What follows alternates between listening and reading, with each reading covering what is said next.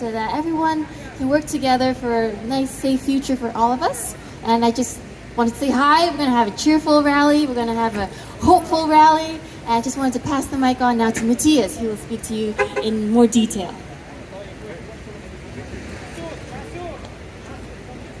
Okay, hi everybody.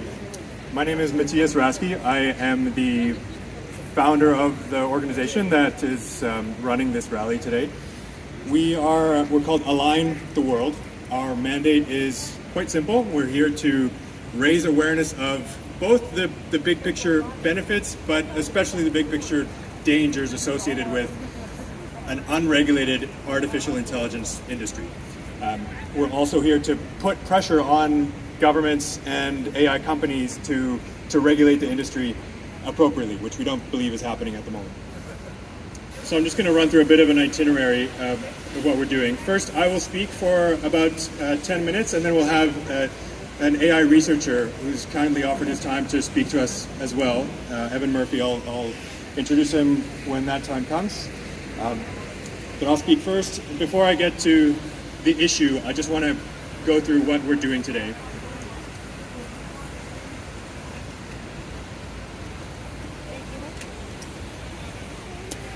Right, so I'm a physician. I'm a newly graduated medical doctor from UBC. This organization is founded by a group of physicians. We're not AI experts, we're not computer scientists or policymakers. We're just concerned about what we believe is a very major safety risk for potentially all of humanity, and so we're taking action on it. As I mentioned, we're this organization called Align the World.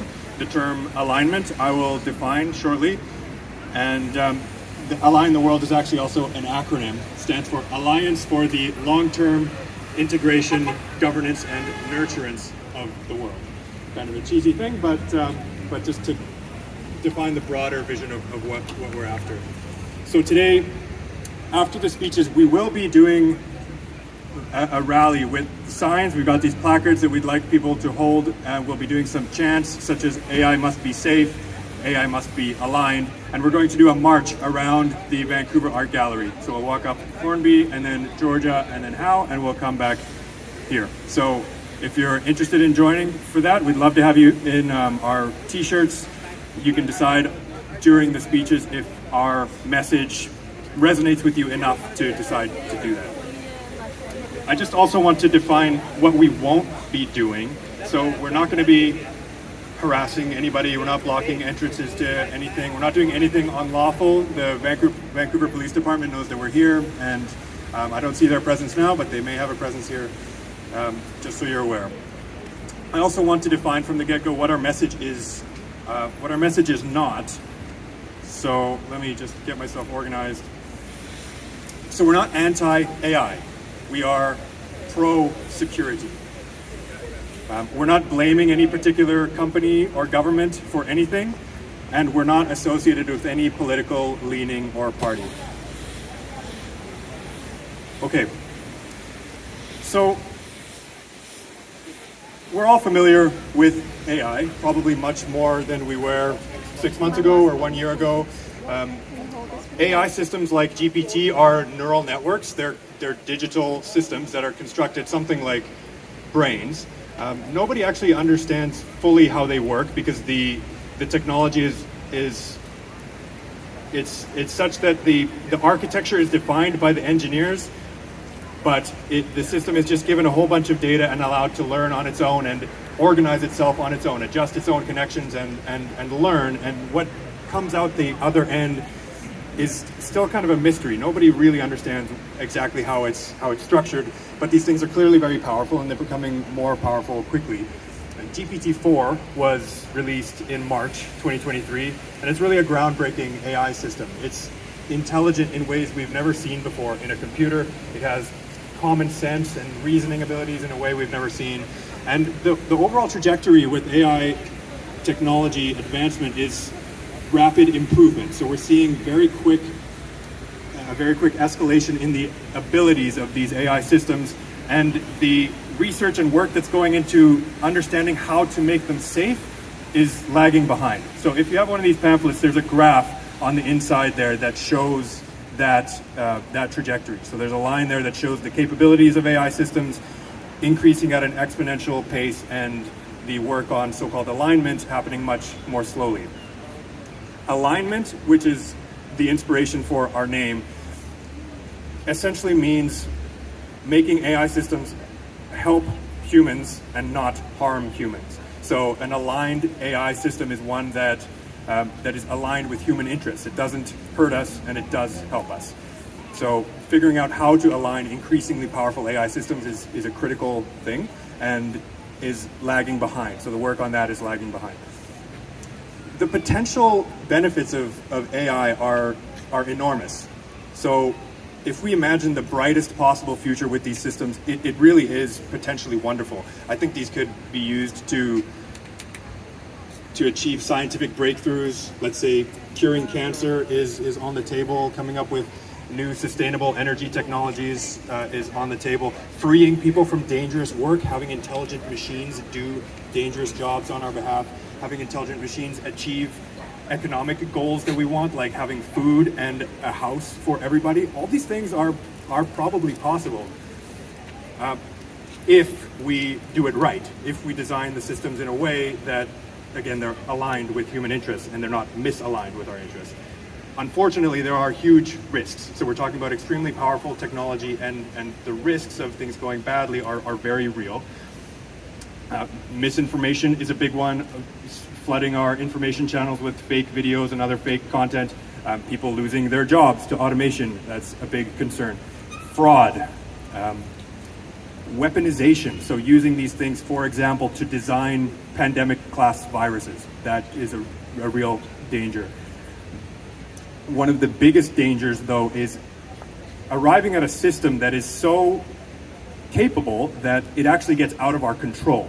We could create systems that are able to learn and improve on their own without human direction, that are able to set their own goals, that are able to maybe make copies of themselves across the digital infrastructure of the internet, machines that could, intentionally lie to humans, or in various ways try to do things, impact both the physical and the digital world in ways that harm humans.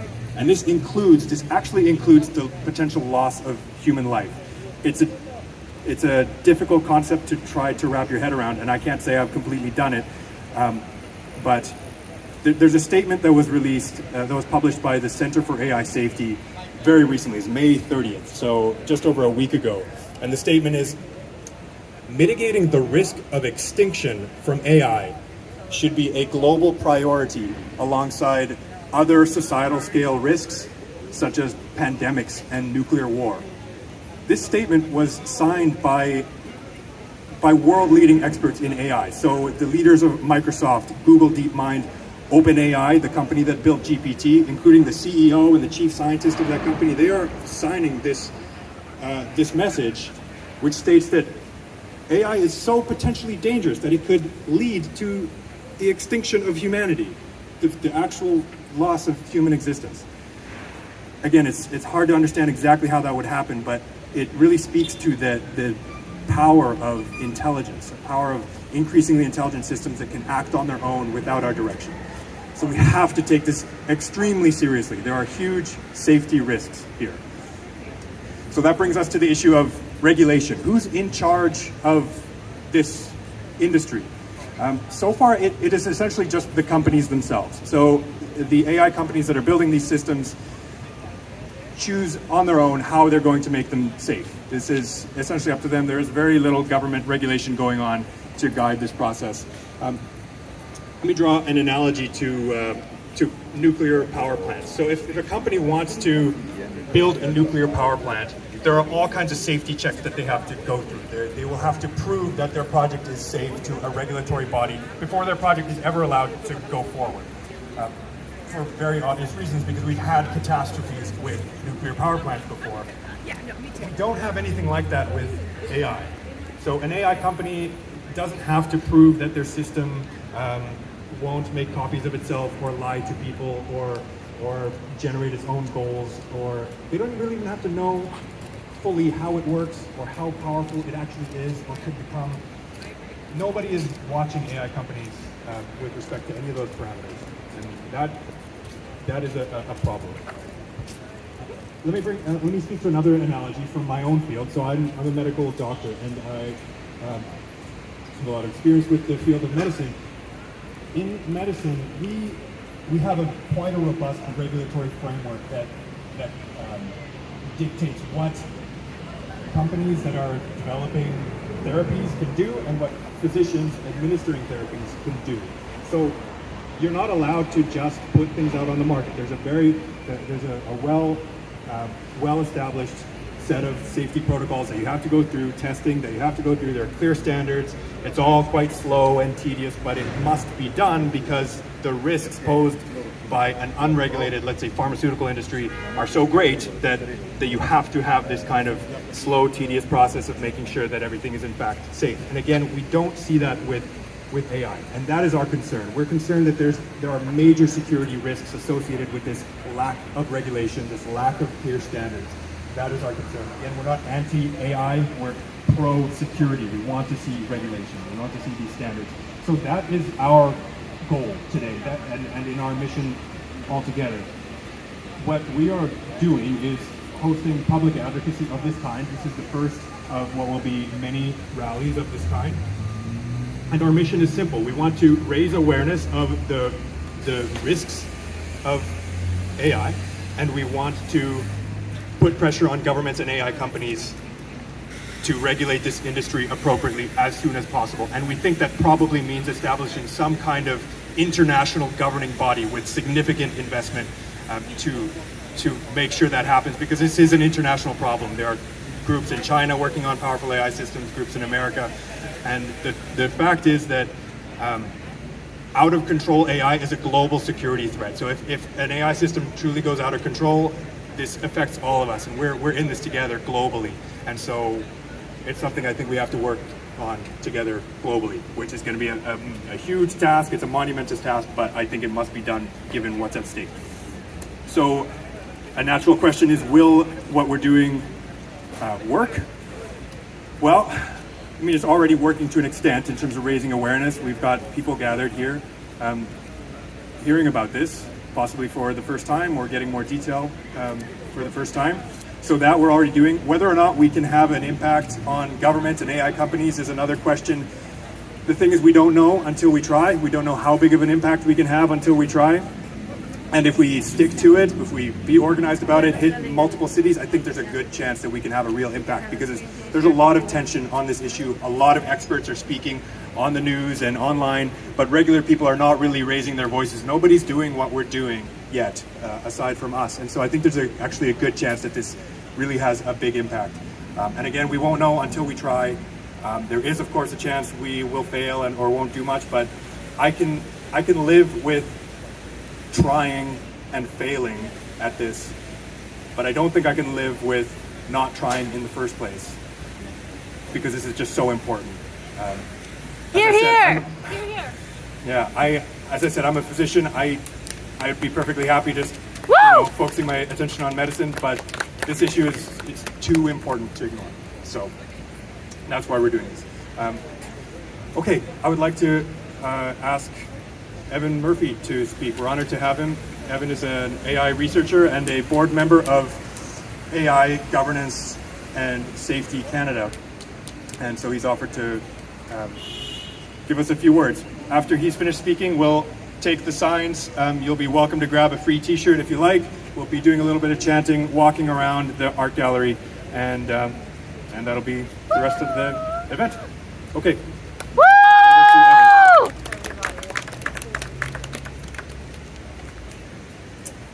Thanks, Matthias, and thanks for everyone here.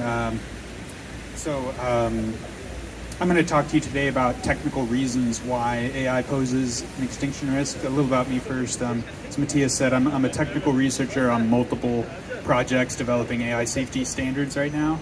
I'm also serving on the board of directors for AIGS Canada, which is a not-for-profit org focusing on AI policy advocacy and building the AI safety community here in Canada. So quickly about this talk, I'll be speaking for about 10 to 15 minutes about some of the key technical reasons that AI poses an extinction risk, which I know people are suddenly hearing about maybe for the first time. If you're not technical, don't worry. This is, or if you're new, this is just to kind of give you a sense. This is kind of a big, scary, unknown issue for a lot of people, so it's to kind of give you a flavor of some of the real problems that AI researchers are encountering in the safety field. Also, I want to point out, as Matthias mentioned, there are many serious risks of AI. I'm going to be focusing on extinction risk today because that's the risk that I've studied the most.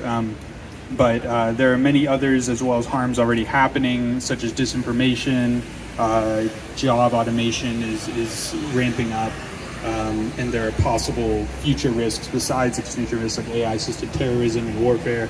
But I will be focusing on the sort of extinction risk, mostly from out-of-control AI, because, as I said, it's the one I'm most familiar with. It's the one I sort of specialize in, and there aren't that many things that can cause total human extinction issues that we face. But this is one that AI leaders and scientists agree on, so I do think it's an important one.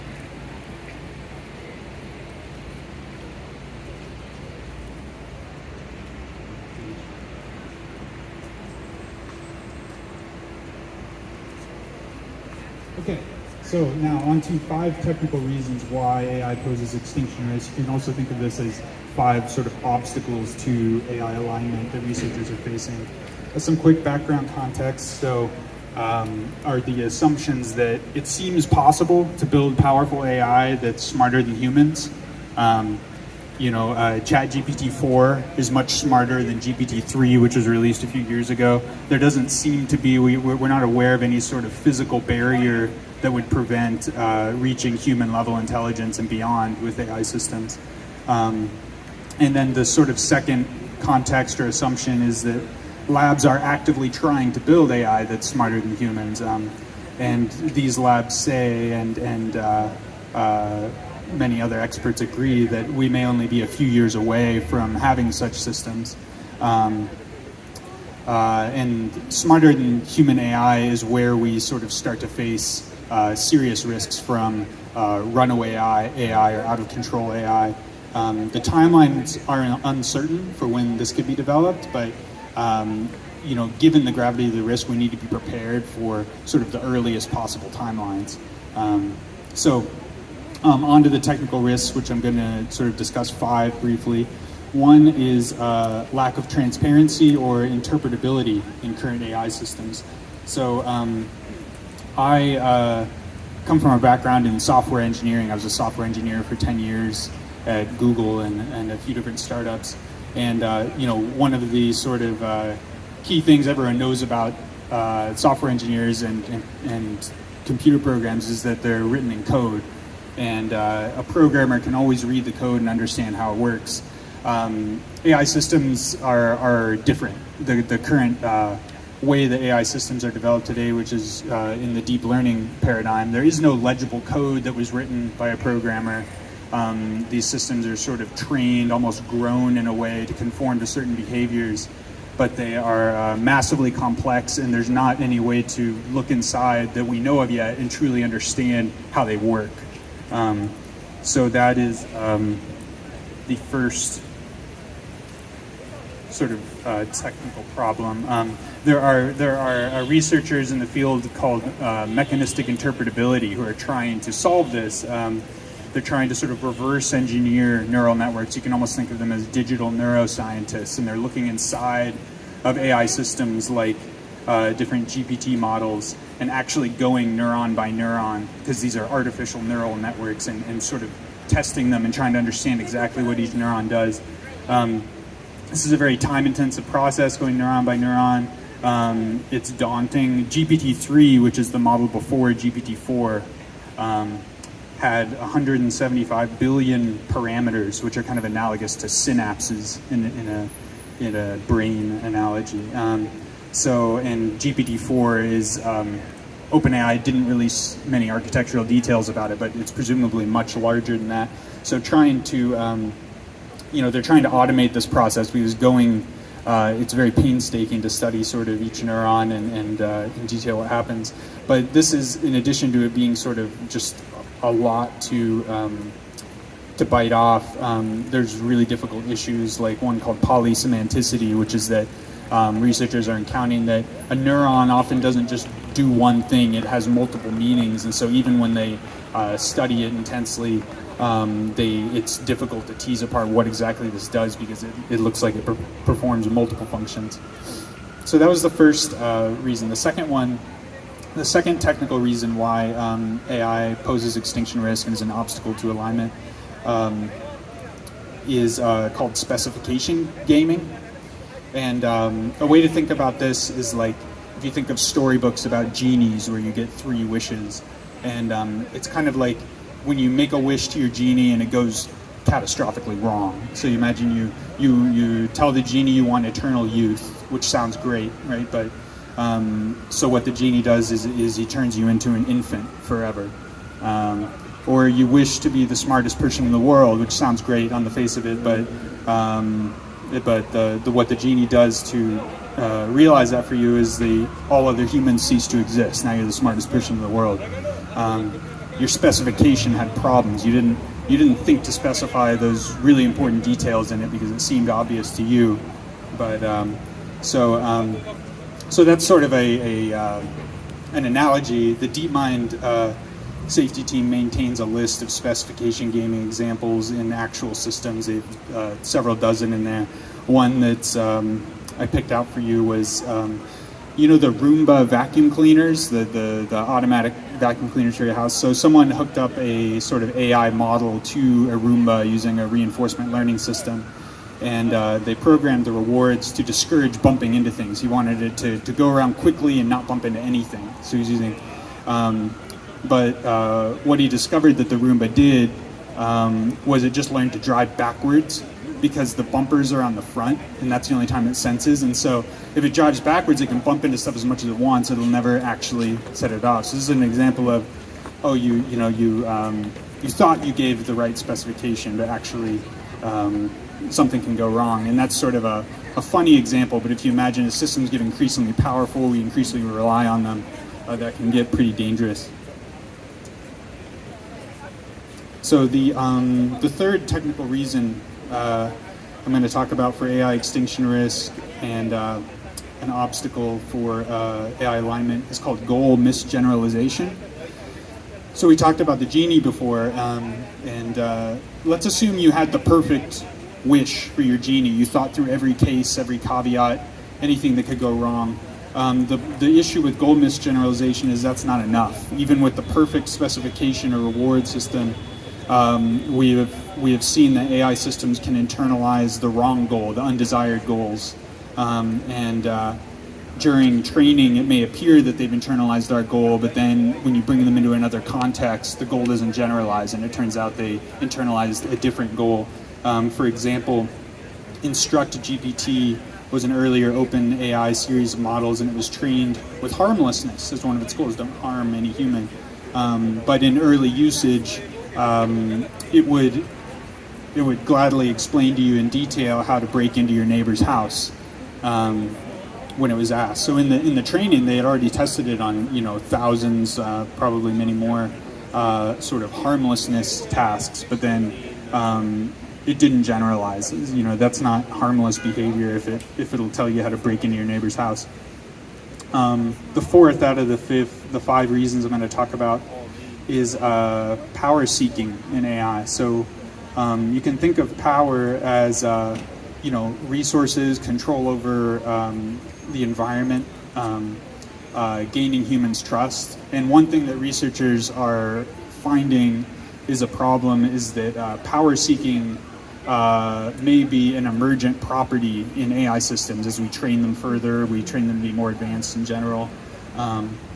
So it's actually, there's a paper by Turner and Tadapalli last year which proved that AI agents under many conditions are incentivized to seek power.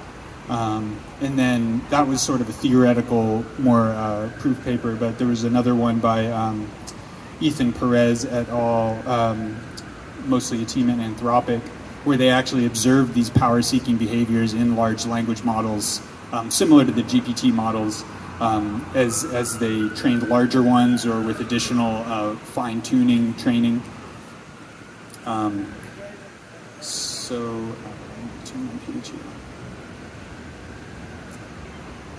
So power seeking, you can imagine, is kind of a dangerous thing to watch out for. A lot of people think, when they think of AI and they're skeptical of the risks, they think, well, why can't you just unplug it if things get too scary?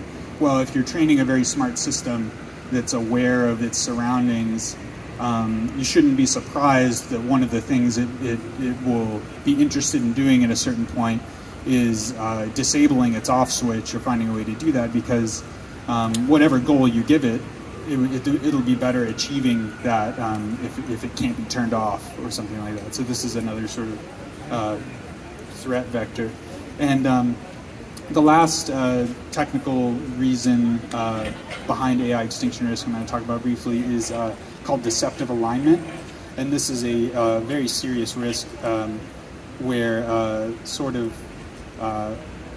misaligned AI behaves exactly the same as aligned AI until it's too late. So this follows from many of the previous issues like emergent power seeking and Goldman misgeneralization and lack of transparency, where if you train a very smart system, this is the only one of these 5 issues that is still more theoretical. All the other 4 are concrete problems now, and this is one that we are expecting to encounter and actively trying to get it to emerge. But this is a serious risk because, basically, if you have an AI which understands what you want, but it's internalized a different goal, it could play a long con in a way and show all the behaviors you want, all the behaviors of a harmless AI, things like that, so that we build trust in it. And then later on, once it gains influence or is in the position it needs, then it can change course and pursue the goals that it is more deeply internalized. So that was the last of them. And then just briefly, what do we do with all these technical issues? We need investment in AI safety research to overcome all these technical challenges. In recent years, only about 1% of all AI research was safety research, and approximately 99% was on capabilities of AI systems. Also, in addition to these technical problems, there's sort of dangerous competitive race dynamics between labs that could emerge, and we need to prevent careless and malicious entities from causing an accidental disaster by building one of these systems in an unsafe way that could go out of control. So we need global coordination to effectively regulate the most powerful systems, and investments in policy research for how to achieve this. And then here in Canada, there's domestic policy things that can happen. There's a bill called C-27 ADA that relates to AI and has been considered in Parliament recently. We need to improve upon that and pass it, I believe. And also, just generally as a society, we need to have open, frank discussions on what kind of world we really want with powerful AI. There's a lot of serious questions about what the future looks like. If we can automate all work, should we do that? Is that the kind of world we want to live in?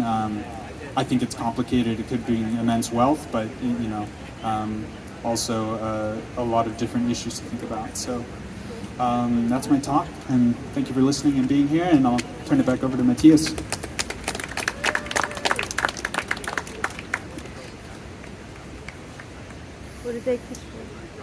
Hi again, everybody. For those of you that weren't here earlier on in the talk, my name is Matthias Raski. I am a newly graduated medical doctor from UBC. I am one of the founders, along with a group of physicians, of this organization called Align the World. We're a not-for-profit organization advocating for safety in the AI industry. We're aware that the weather is not exactly cooperating with us. We're honored to have everybody here that's here.